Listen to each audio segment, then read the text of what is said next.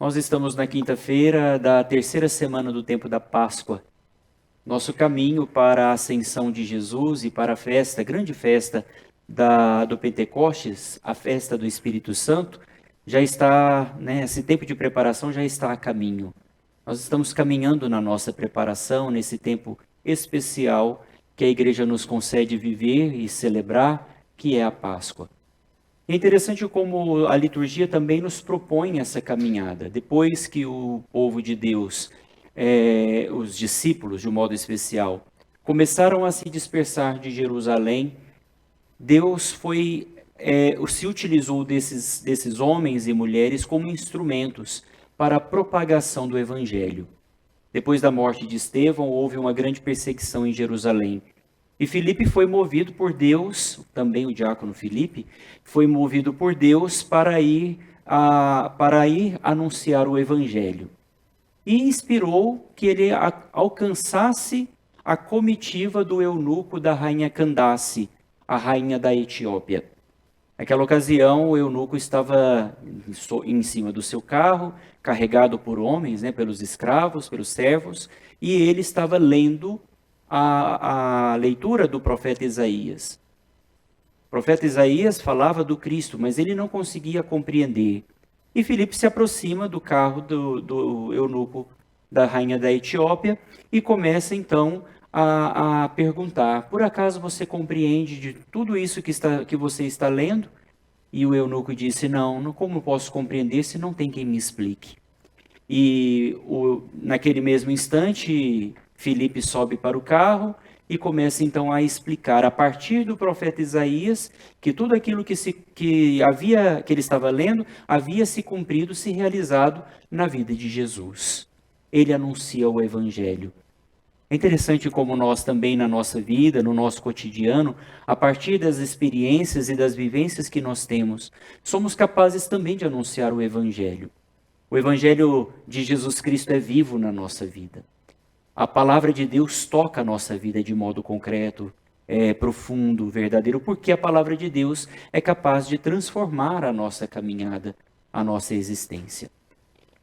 Meus irmãos e minhas irmãs, esse texto da primeira leitura, tirada dos Atos dos Apóstolos, no capítulo 9, nos fala também, nos dá uma indicação sobre o modo como nós batizamos, a prática do batismo mais comum no nosso tempo.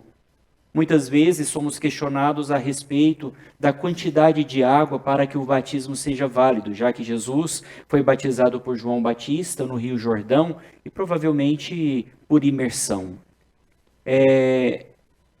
A região em que Filipe se encontra com o eunuco, o servo da rainha Candace da Etiópia, era uma região deserta. Geograficamente, nós podemos entender, conhecer também, que não existem rios caudalosos como o Rio Jordão, por exemplo, e como os rios que nós muitas vezes conhecemos aqui perto de nós.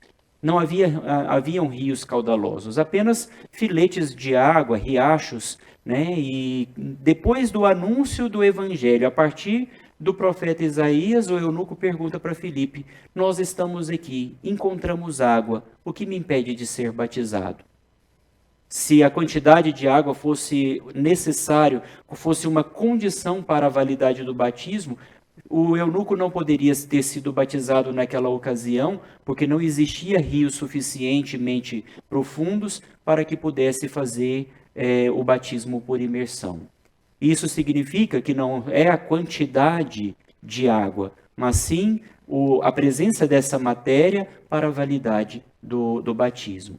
Com certeza, o eunuco foi batizado por infusão, derramando sobre ele a água, e ele então recebeu a graça e o dom do Espírito Santo.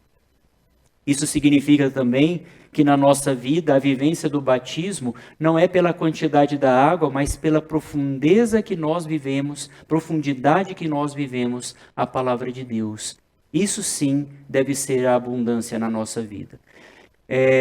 Hoje também no Evangelho nós encontramos em continuidade ao discurso de Jesus, a partir daquele momento em que Jesus multiplica os pães de cevada e reparte para todos. Jesus então fala sobre a sua condição sacramental, como um pré-anúncio do sacramento da Eucaristia. Ainda, claro, estamos no capítulo 6 do Evangelho segundo São João, e a Eucaristia vai ser realizada bem depois, na última ceia, do capítulo 13 em diante, até um pouco antes da sua entrega na cruz.